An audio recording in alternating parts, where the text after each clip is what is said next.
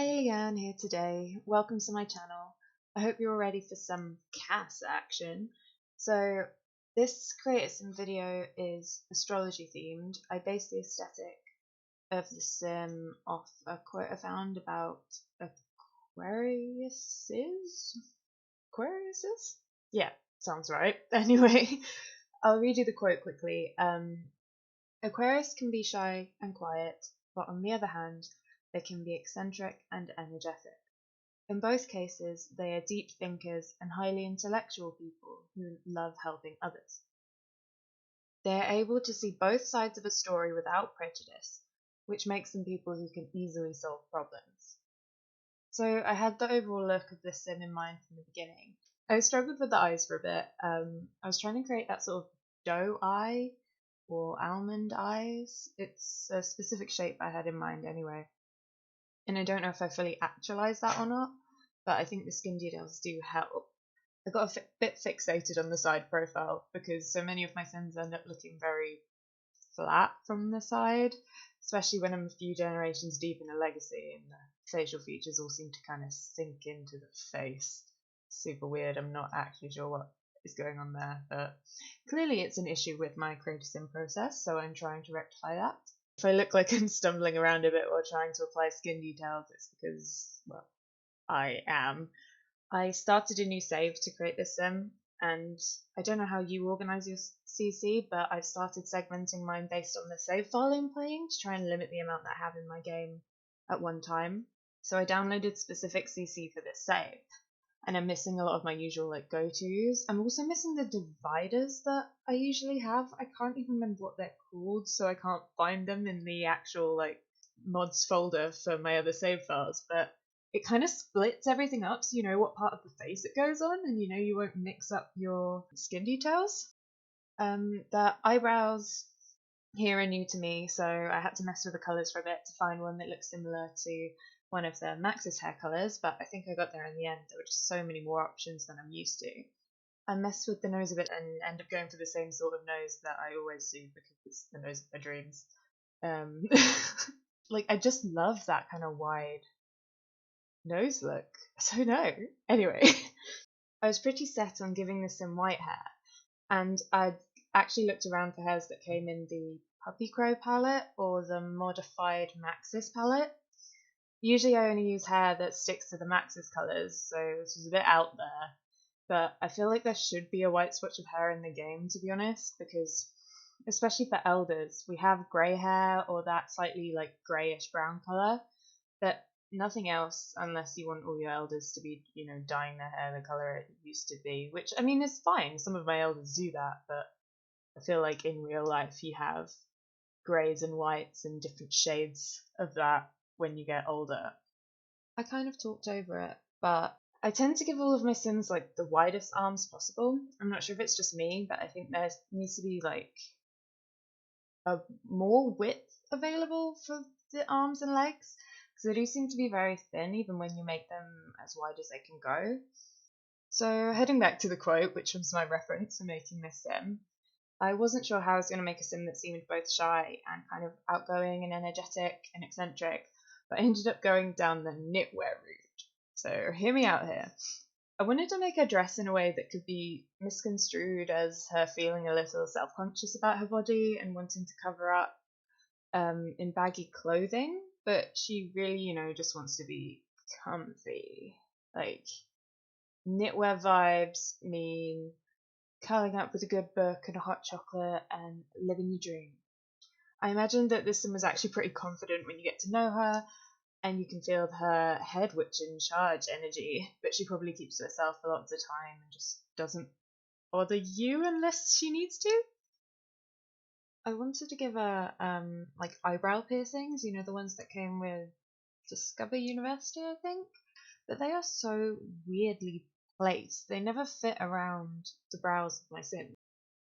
Maybe it's because I use custom content brows. I don't know. I should probably jump in and try it with Max's eyebrows, but I just feel like they just sit in the strangest place. Even in the previews, they're not actually around the brow. They're kind of next to it. I feel like piercings like that tend to go in the arch of the brow, but to be fair, I haven't seen anyone with an eyebrow piercing since my old childminder when I was, what, maybe 7? No, probably younger than that. I think a lot of the lipsticks I downloaded for this sim are actually verging on alpha, so I try to avoid the least Maxis matchy of them. But to be honest, I'm not too fussed if my makeup is a little Maxis mix, because when you're actually playing the game, you're rarely so close to the sim that you can see that much detail. I suppose it's different for screenies, but in general, I kept the makeup pretty minimal. But I went heavy on the blush for some outfits because I feel like that makes her look sort of sweet and friendly and a little young, which leads on pretty nicely to the whole eccentric vibe, which wasn't something I could get across pretty easily with her look either, other than maybe the bleached white hair, if that counts. But I imagined her as a pretty childish sim, a little goofy at times and kind of wild. I sort of like the athletic outfit she generated with, and if I were just creating a sim for my own enjoyment, I might have left that outfit as it was.